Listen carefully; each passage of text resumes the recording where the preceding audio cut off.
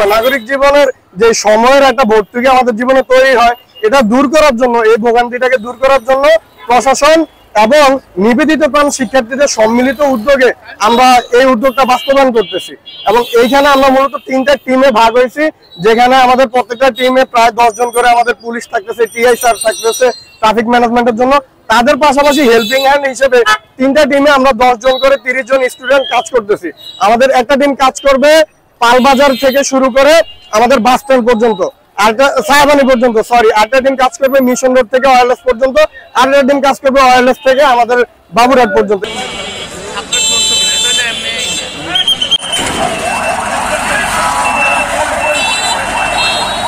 চাঁদপুর শহরবাসী যেন নির্বিঘ্নে শান্তিপূর্ণভাবে যেন চলাফেরা করতে পারে, এই কারণে আমরা এই অভিযানটা পরিচালনা করছি। এবং এই অভিযানে সার্বিকভাবে সহযোগিতা করছেন আমাদের ছাত্র ভাইয়েরা।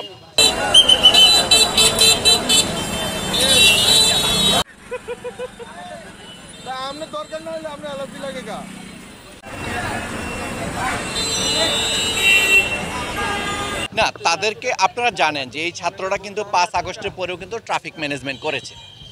এর আগেও একটা ছাত্র আন্দোলন হয়েছিল আমাদের নিরাপদ সড়কের উপরে, আপনারা জানেন, সেটা সম্ভবত 2018-র দিকে বা তারও আগে।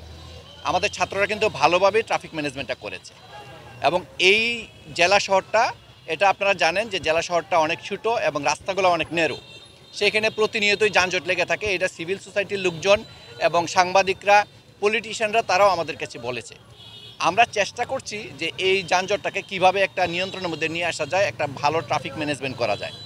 এই উদ্দেশ্যেই কিন্তু আমরা এই জেলার শহরের যতগুলা অটো আছে তাদেরকে আমরা 2 কালার করছি, যে একটা লাল কালার আর একটা হলো সবুজ কালার।